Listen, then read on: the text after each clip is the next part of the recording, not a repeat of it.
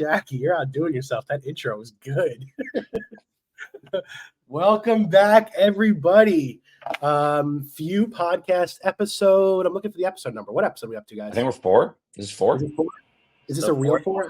Is this a real 4, Alex, or is it an Alex 4 that counts the 0? No. We changed it. The 0 is 1 now. That was stupid. I'm sorry. I didn't mean to do that. I thought it was just a joke, and then it became real. Yeah, no, it's the 4th episode. For those that are here for the first time, the first episode was 0, and then we're like, that's stupid. Let's call it 1. We switched it. So this is 4. Yep, there it is. All right, so welcome everybody. Dudas is going to be here in about a minute or two. So in the meantime, before Dudas arrives, let's do a quick introduction to the man, the myth, the legend, who's been back in the background here with the production level and has been doing an amazing job. At Jason Derulo, what's going on, buddy? How we doing? What's up, guys? Glad to make an appearance. I've been working on this in the background, having a lot of fun as we go through it. The show's been great. Glad to be finally on it. How are you guys all doing? Jackie, it's good, buddy. So, Jay, what's your NFT history and Web3 journey, really quickly, while we're waiting? Oh man, I got in back at the tail end of 2020. I got out of college, was working at a bank, and I didn't really love it, so I was flipping shoes. PlayStations, graphics cards at the time. And one of my friends, he posted in an alpha chat, he was saying, hey, there's this JPEG that you can go buy right now on Nifty Gateway. It was a Gucci Ghost by Trevor Andrews. I bought that for $200 and just kept stuck around in the community through that winter. And I think by the time it was February, they were selling for like 20,000. And at that point I got hooked and started flipping it. So kind of been around, worked at Nifty Gateway, was trading, being a degen, and everything in between, and finally found my way to Alex with Upstream. That's awesome. I feel like anyone who buys something for $200 and then they sell it for $20,000 is just I think that's how you hook everyone. You just got to get them to buy something for $200 and sell it for a 20,000x. Can we bottle that somehow? If that's bottleable, because it's the most addicting feeling in the entire world. It's just gambling, Drew. It's just gambling. It's just hitting on gambling. That's the addiction. Honestly, it's when I hit these, and it's the worst thing also. It's really actually kind of terrible because these new parlays, I don't know if you guys are sports bettors, but I'm swinging for plus 3,400 parlays on a regular basis. Now a straight bet, an old school straight bet feels so conservative.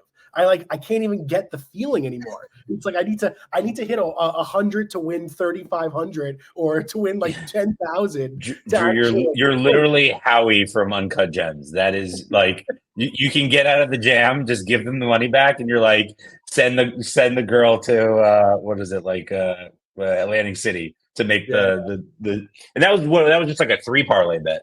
Listen, when you went through Bull Run of 21. Okay, I completely understand. Nothing money it's a figment at this point. Yeah, no, it was crazy. Dudas, what up, buddy? How you doing? I'm doing well. Happy Friday, gents. Yeah, Dudas, how you feeling, man? This is I feel like you're on a redemption, a redemption arc. Just told you motherfuckers about Solana, How you feeling right now? Up only, it's yeah, it's a good it's a very, basically you can have conviction that something works, but it can take years to play out, and you have to be patient. I mean, we invested in literally a dozen, Solana, primarily apps, a little bit of infrastructure, but primarily apps in 2021, everything from Steppen to Magic Eden to Photo Finish, sort of the horse racing game. Photo Finish. I spoke to them this week. They're crushing it. Yeah, exactly. And it took almost 2 years for the thesis to play out, while other horse racing games were sort of more prominent. And it's just really exciting to see people making their way over to Solana and just seeing the absolute quality of what these guys have created. And that's happening over and over again. And so it's fun. But again, we're not maxi investors. I just like to, my personality. I like to support the underdog a little more vocally. I don't think Ethereum within the sort of community and the group of folks that I interact with and who follow me needs more support. I mean, it's a monster beast. It's inevitable. Yeah. Everything in Web3 needs all support, but I hear you. Oh, good point. Yeah. My big thing is, my cause is that I do believe Ethereum is inevitable as an ecosystem, and I do think it will scale, we'll see a handful of L2s probably. I don't think it's going to be dozens or hundreds, even though that many will launch. And I think that it's important that we have credible, at least one, and hopefully a few credible alternative architectures, because we don't know what use cases are coming down the road. So I use my voice to try to make that happen while investing across multiple ecosystems. Yep. And I think with interoperability coming more and more, I see a lot of infrastructure that's enabling interoperability. I think it's going to be about picking the right use case. So, all right, let's jump in. One thing that I thought was super fun, and I just we need to go through it today, is the Gordon's shopping spree, dude.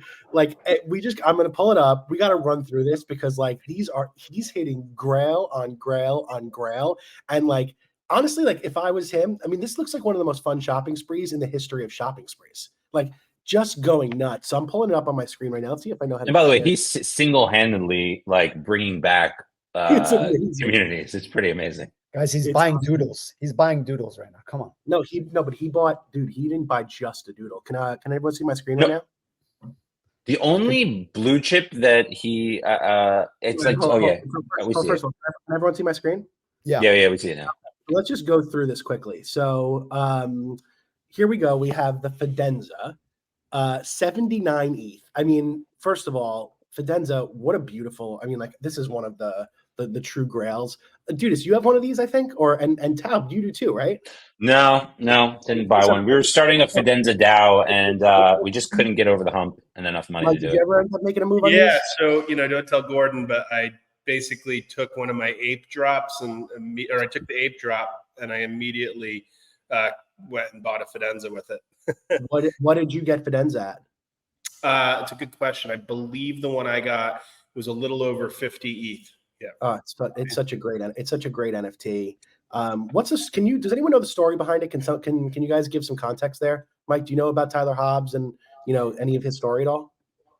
Candidly, I don't. I just know that if you look at any of the generative art on Artplex, he wasn't the first, but he was the one who resonated most dramatically. I wish I actually should know the history. I think it shows you I'm a little bit more. I've never been an art collector, and I've said this before on different shows. So this is some of the first art I've ever collected in my life. I've not been down to Marfa, where, for example, the Art Blocks art gallery is, and when I have more time, it's something I want to do. But the bottom line is, people just believe that sort of aesthetically and creatively, this has been ordained the Grail. From a provenance perspective, obviously, you just showed Chromie Squiggles has been, ordained the Grail.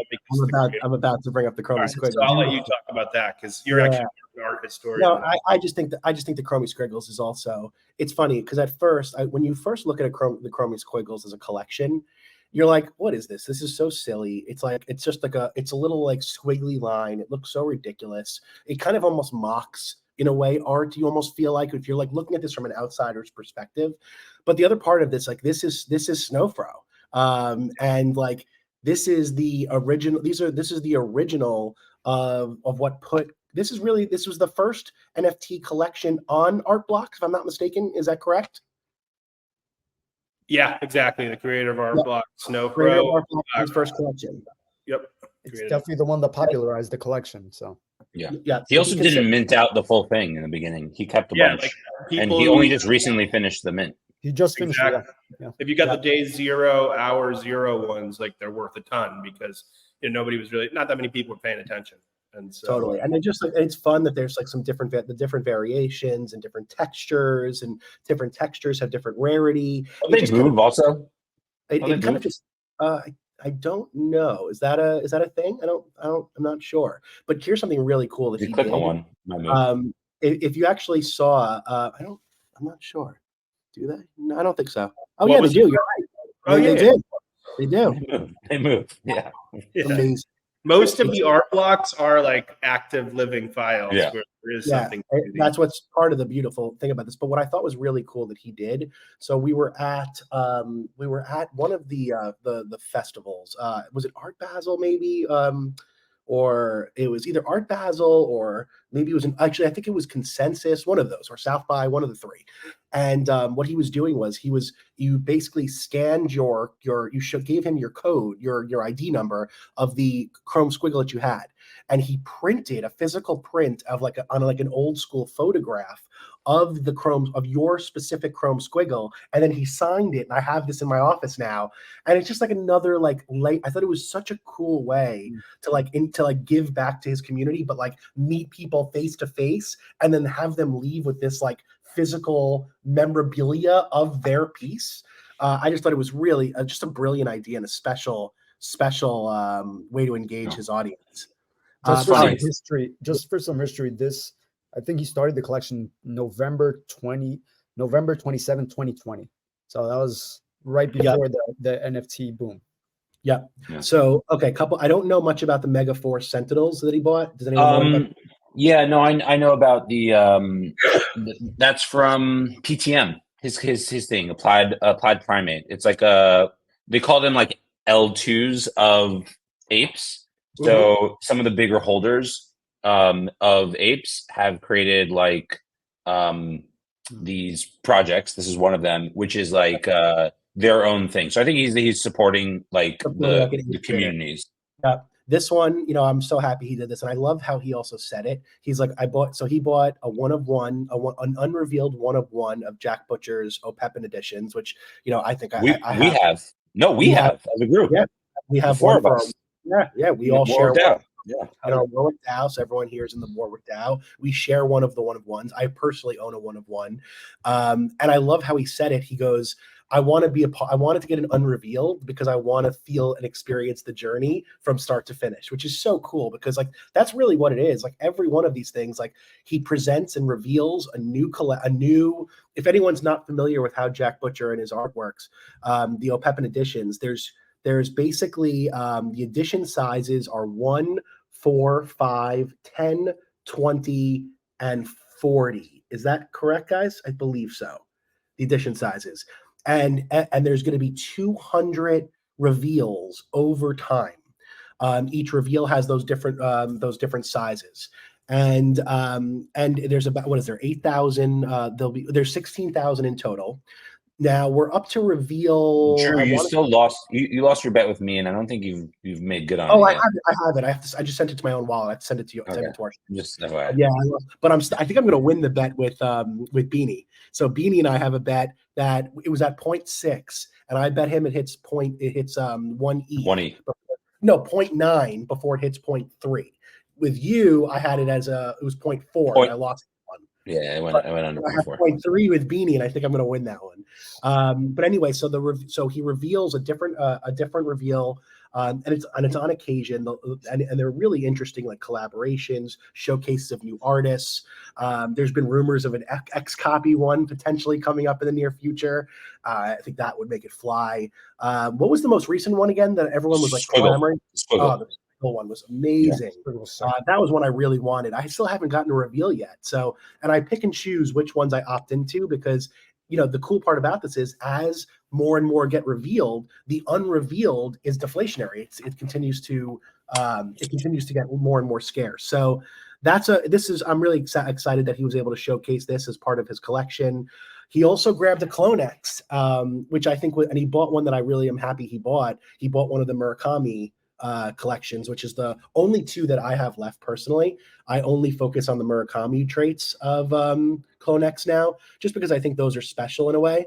This is a DNA reptile, actually. I don't know if it's a different, unique type. I don't know. I'm not exactly sure. I'm not even familiar with it. That's not Murakami. No, this is not the Murakami. No, it's not Murakami.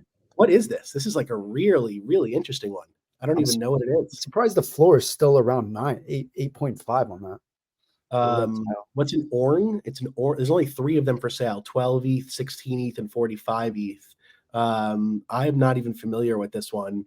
Do you guys own any artifacts? Sold out. Yeah, I think I sold.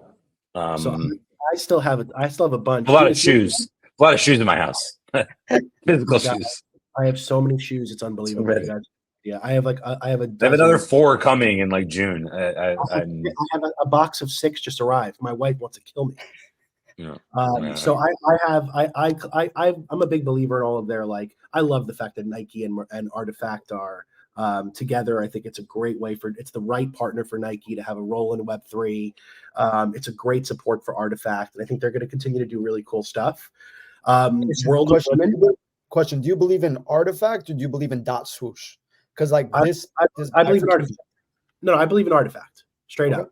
They're one of the OG original brands that were native to Web3 that, with brilliant creative minds behind it, that are authentic to the space. And even though they were acquired by Nike, a traditional corporate Web2 brand, I really believe they've held true to a lot of their beliefs and a lot of their approach and a lot of their communication style and a lot of their releases.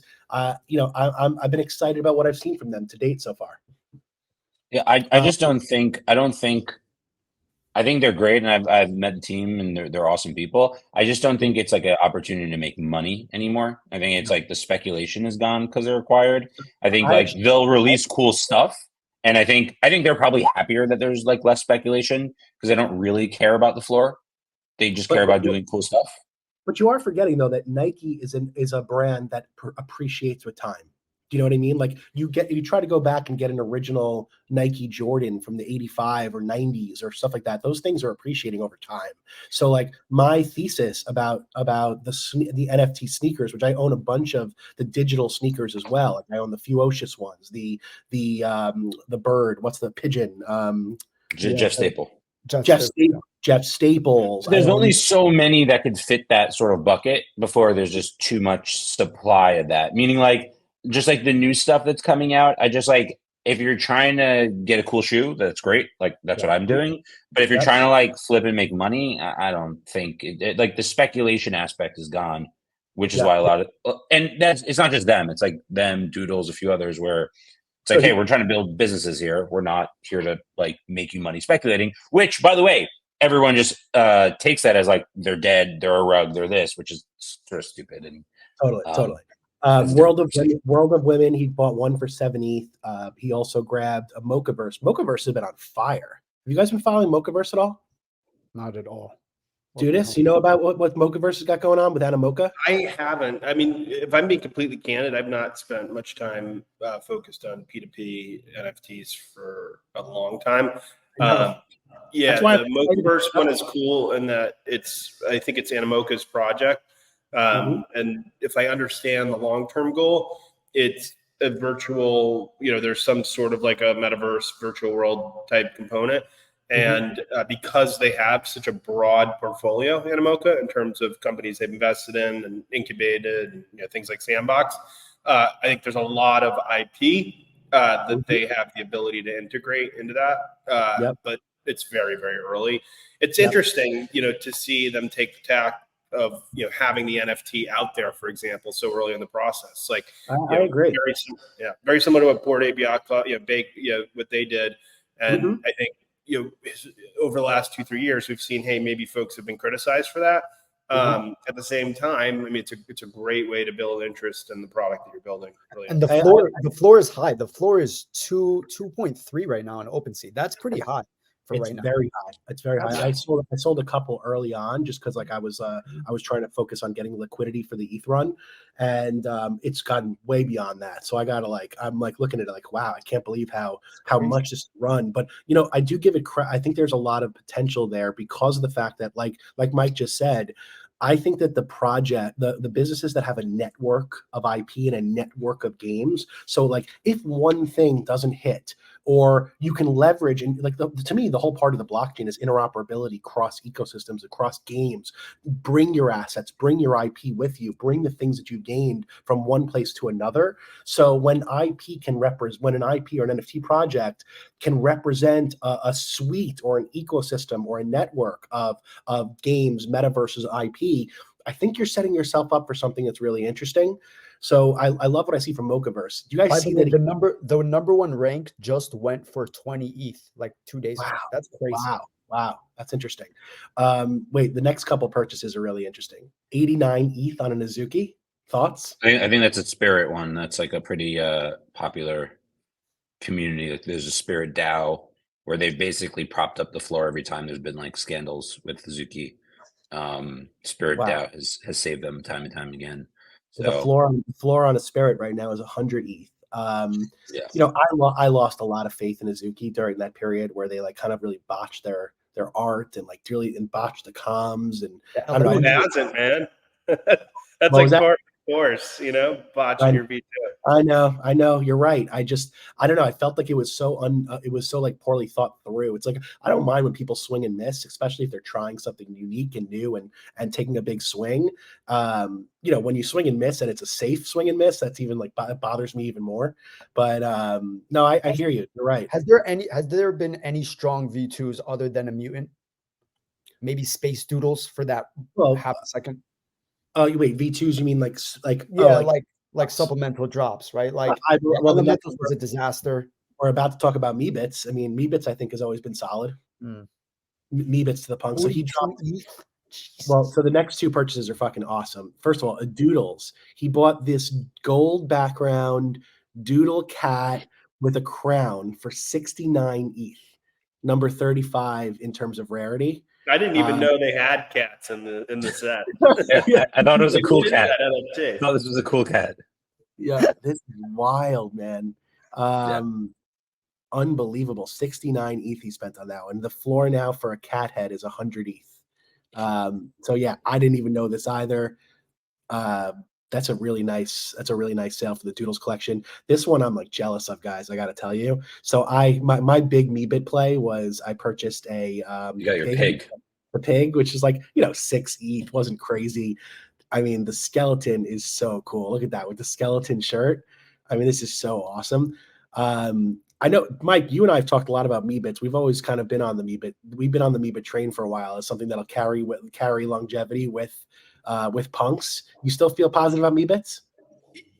Yeah, you know, my my friend Sergio Silva, who you guys know, Sergito, you know, he started that with some folks, Meebits DAO, and he was doing that Meebits themed collection of open editions that was very similar to what Punk 65 I'm gonna get the number 29 was doing.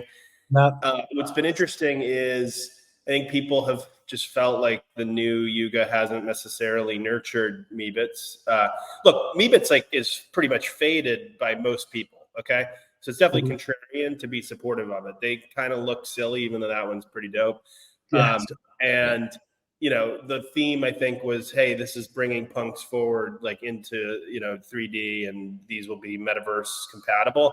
But then the Larva Labs guys sort of just pieced out, and I don't know, and the new CEO, sort of threw them under the bus a little bit with his announcement. He's like, so, and he sort of made it unclear what the future is for them, if there even is a future with Yuga with them. He got rid of the head of Meebits as well. Yeah, they they fired the head of Meebits, Danny Green. Yeah, my friend. So there's no one running Meebits anymore. Yeah. So it's weird.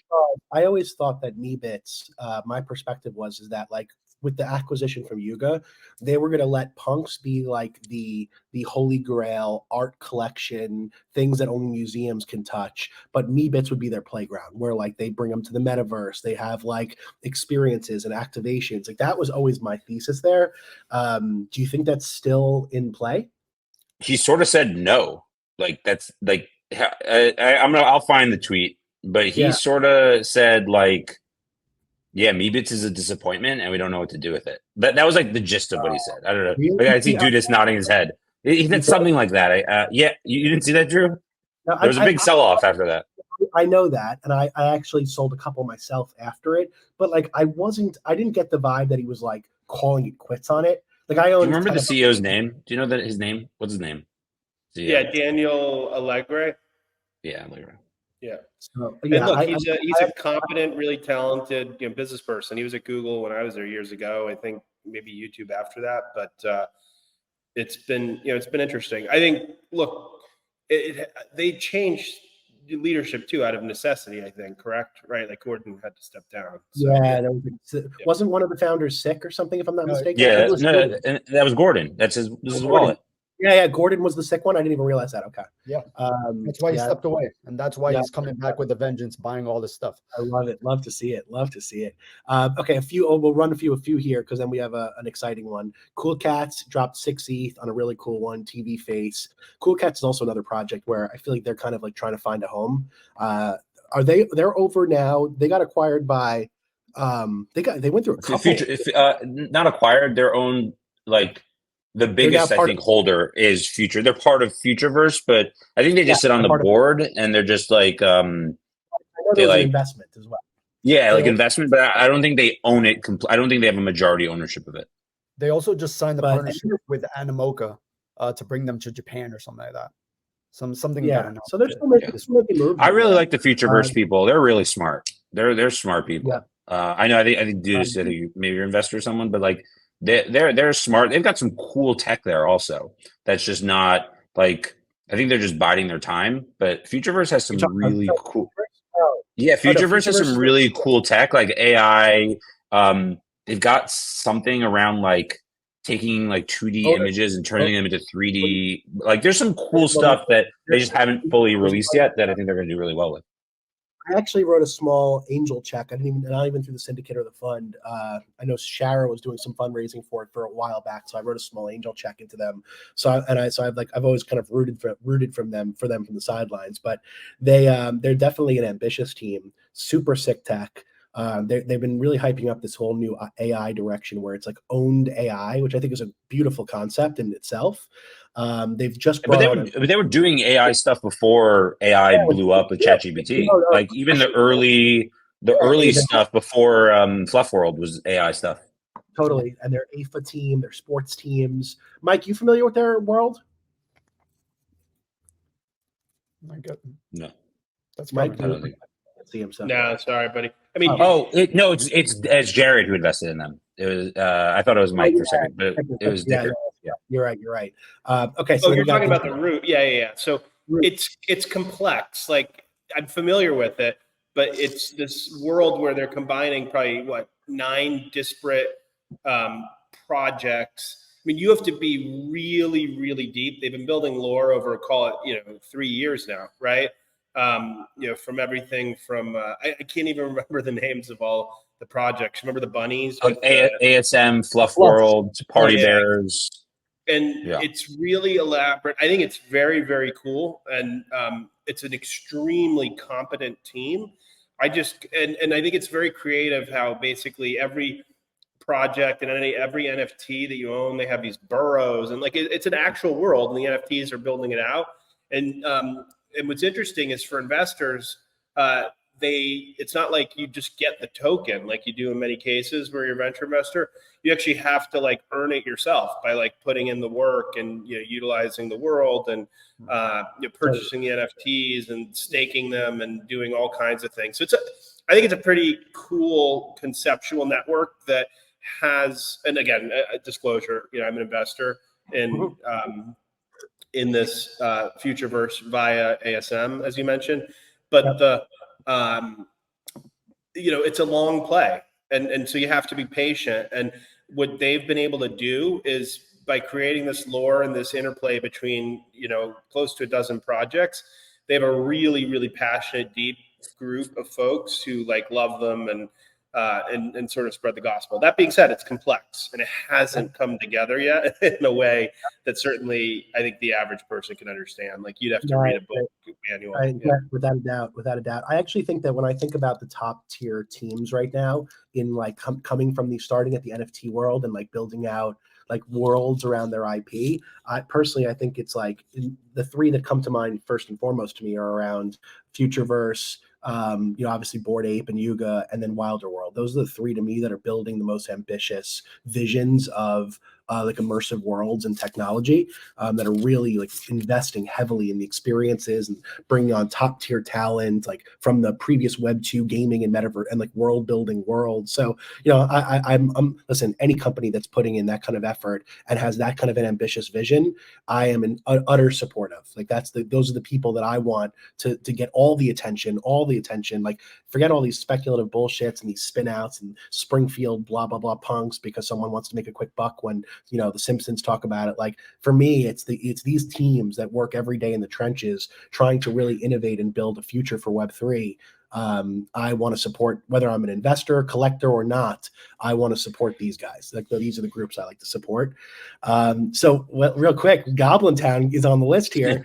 Alex, can we get some context? Listen, here? he only bought the collections, that I think he's either associated with or he feels whatever. I actually knew he was buying it. I've met him before, and when he tweeted out he was going to buy some stuff, like any founder, I just DM'd him and I was like, "Hey, would love to give you a great goblin."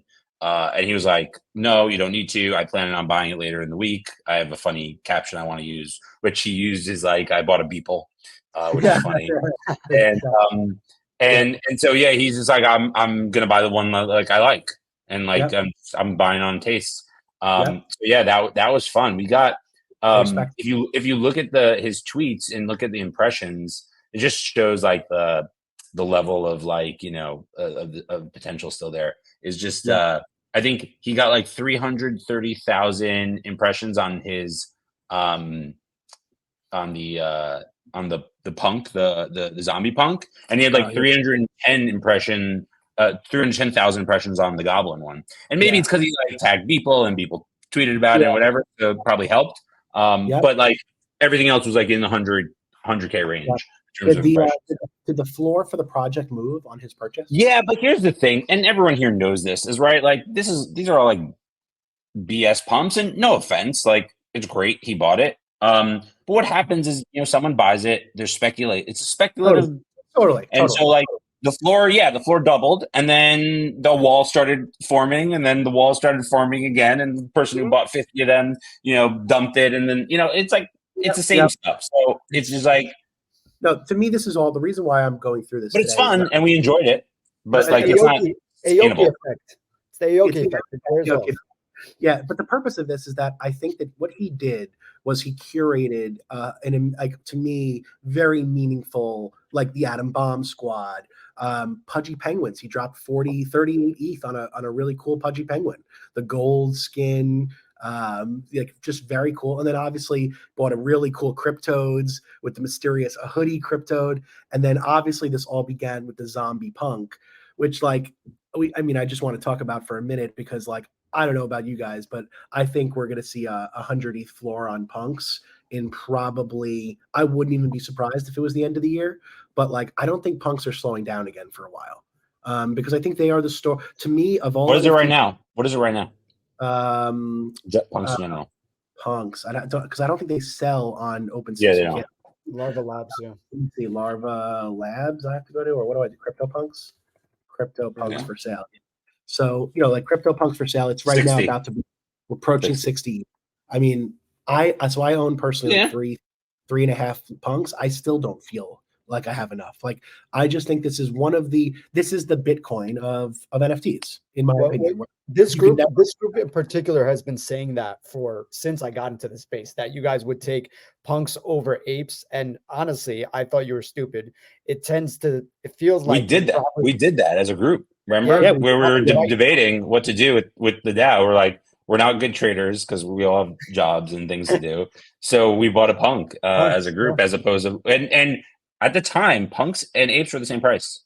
It was 60, I think, something like that. Yeah. There's some really cool. There's some really cool ones too that I'm looking at here. I love punks. I just think they're a beautiful piece of art to represent this NFT art revolution, and will be at the forefront in the first chapter of every textbook in the history of art education, in digital technology education. Like, this is chapter 1, right? Like, I mean, it's definitely. I want to play a soundtrack to that. You're just like.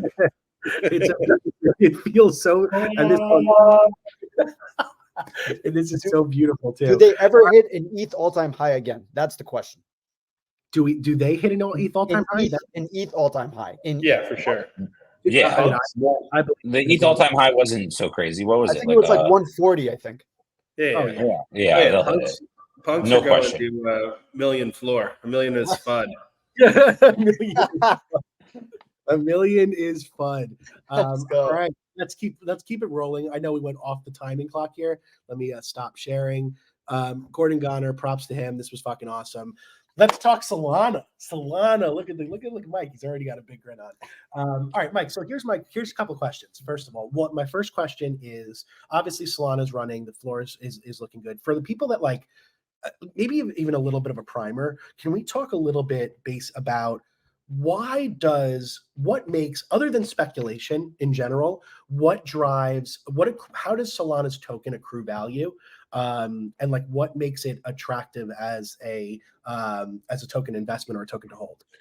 Yeah, so that's an interesting place to start, because I would say that the token's value accrual mechanism, candidly, it's not its current point of strength. I think in the long, it accrues value in the same way, in a very similar way, let's say, to other L1s like ETH, where you have block space, and people pay basically a base fee per transaction, and then a priority fee if they want their transaction to. So what do you think is driving the momentum right now? Like, what do you think? Oh, yeah.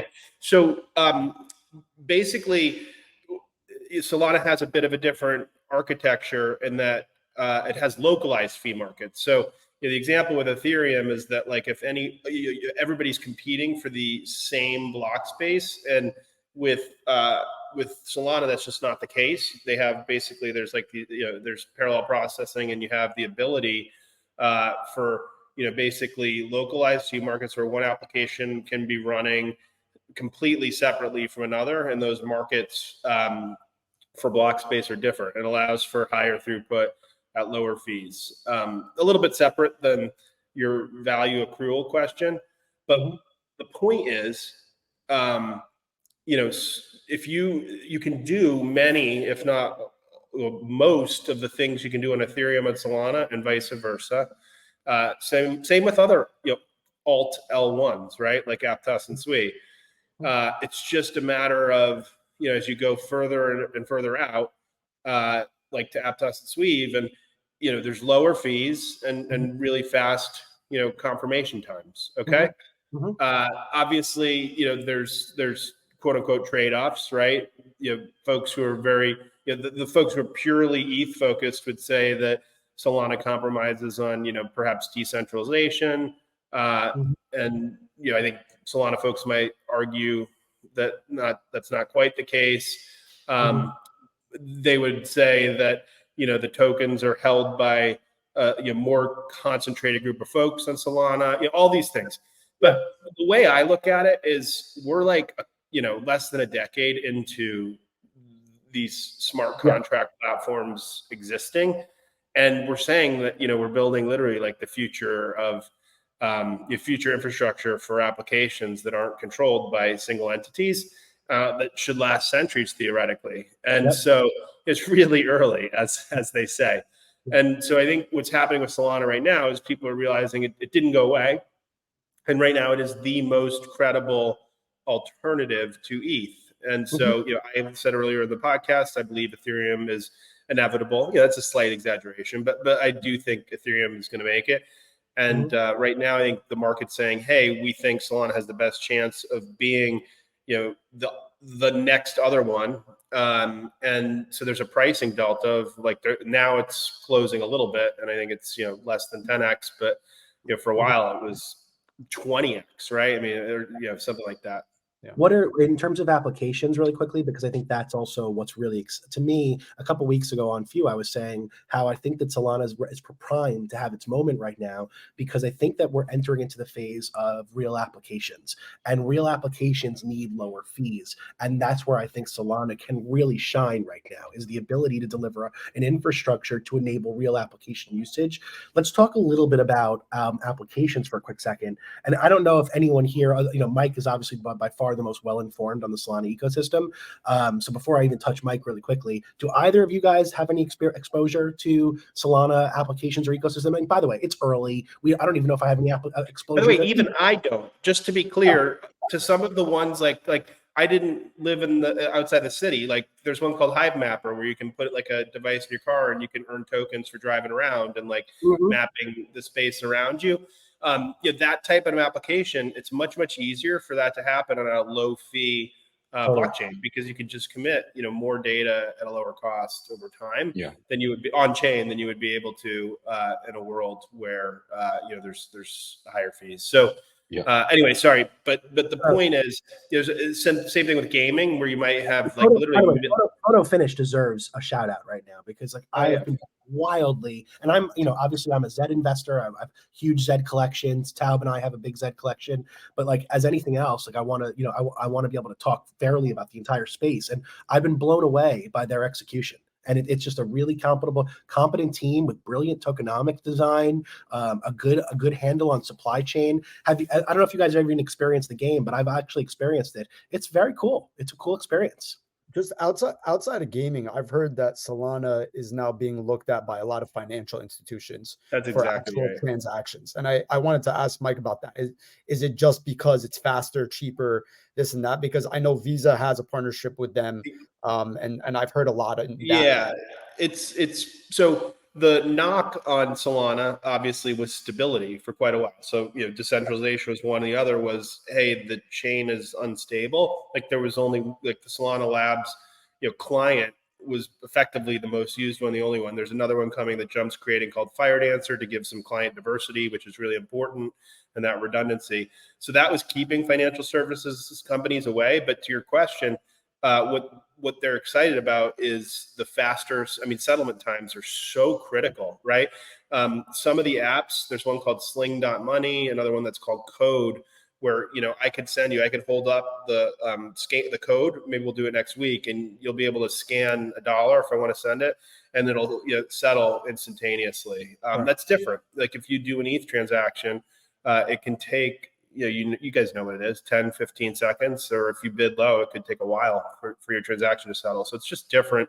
The blocks move faster, and then the fees are lower. So it's very attractive for financial services companies. Now, obviously, there's a lot more liquidity today on Ethereum, and so when you're talking big dollars, there's no question that financial institutions for like borrow, lend, and big issuances of new tokenized offerings and things like that, which I think are coming down the road over the next couple of years, you're going to see a disproportionate number of those happen in the Ethereum ecosystem. But I am concerned about Ethereum handling day-to-day just normal transactions. And I think that's why a Visa looks at a Solana and says, oh, this might be the solution here. Because unless ETH fixes the speed problem, it's just, I don't see how it gets that adoption that we needed to get. I hope it does, but I'm just saying, like, that's probably why they're hedging their bets on Absolutely. Solana. Yeah, the model that I see emerging quite a bit, like you probably saw, like Binance had their BSC chain for a while, right? And it was quasi-centralized. Base is Coinbase's right now, and it's a centralized sequencer. So Coinbase decides, they're validating the transactions and deciding how they're ordered. But the bottom line is actually true.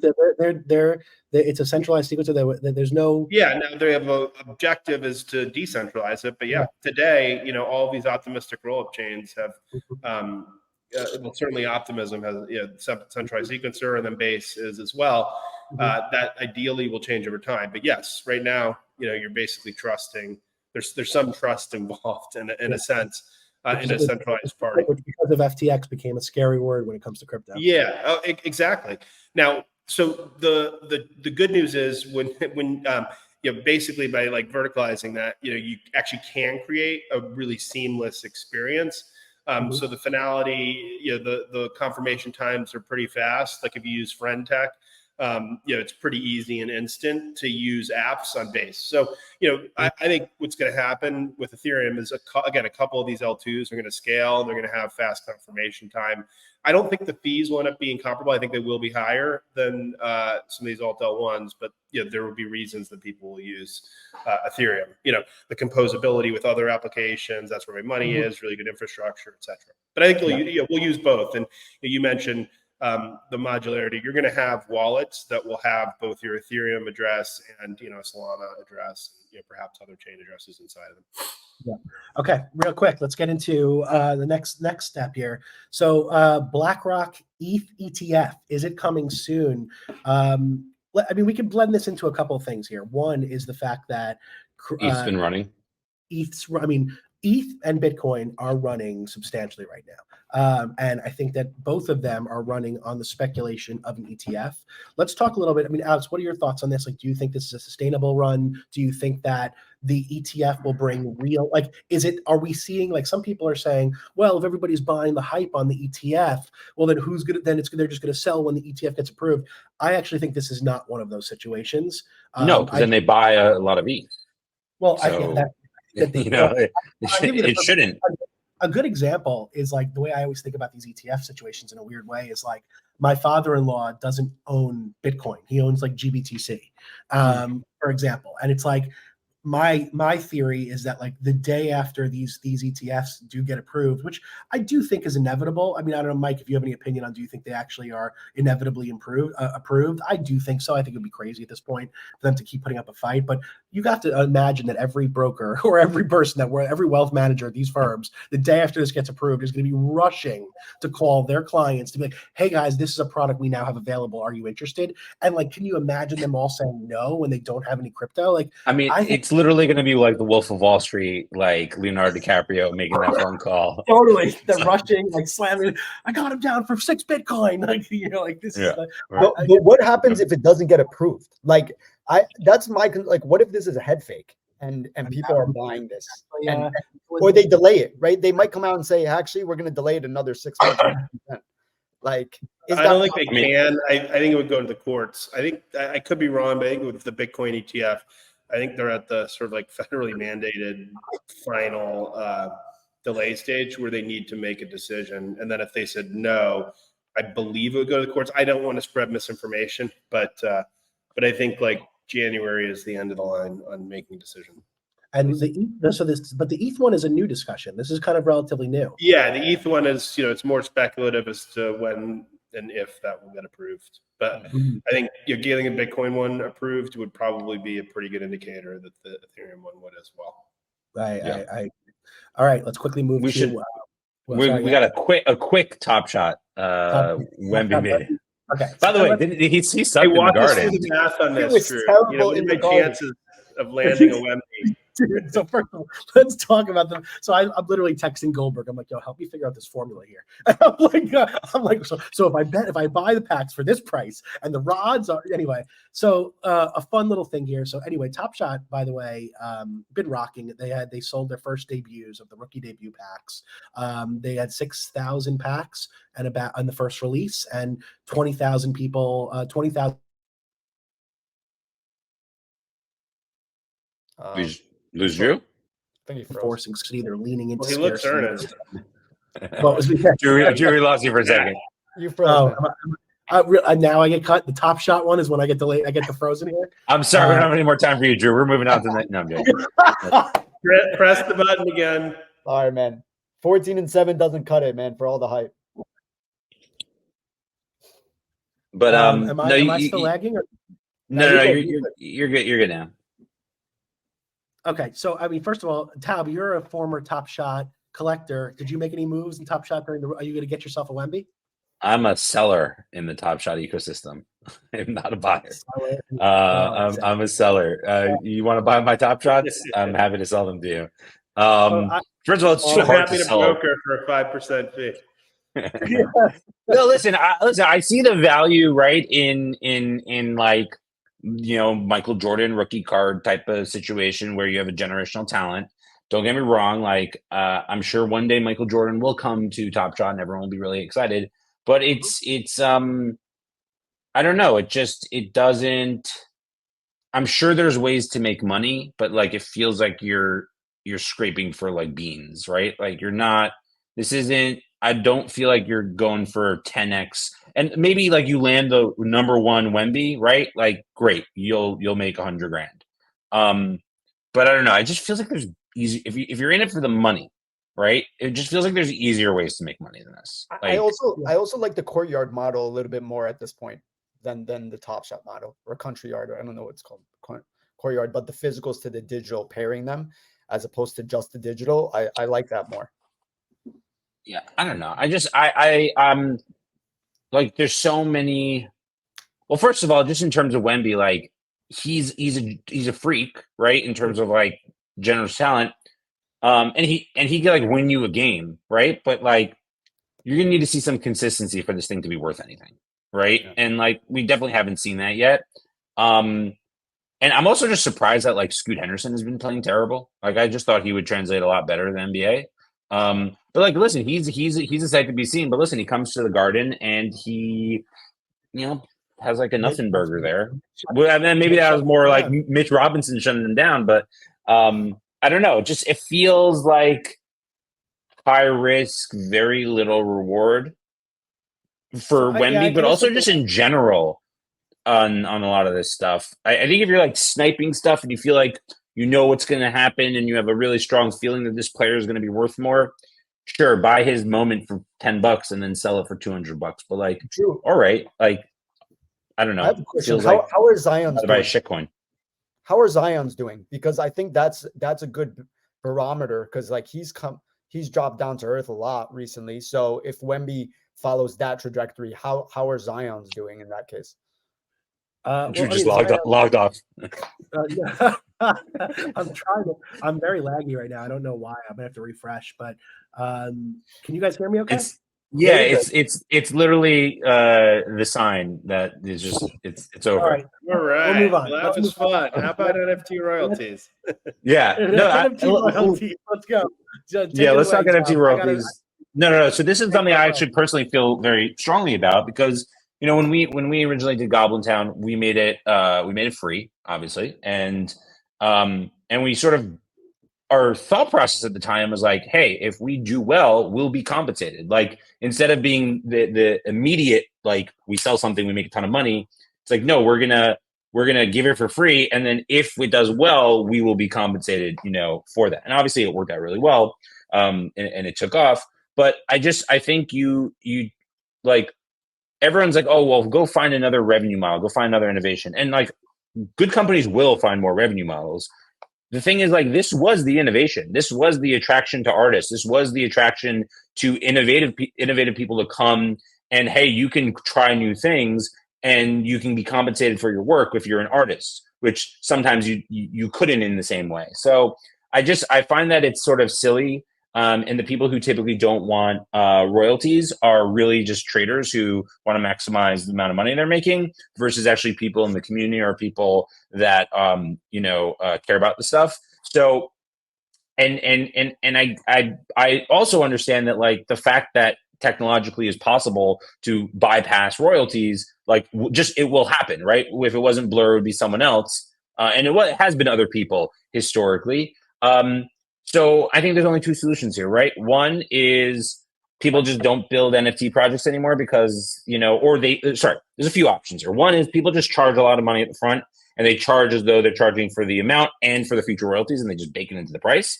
And if it does well, it does well. And if it doesn't, it doesn't. That's one option.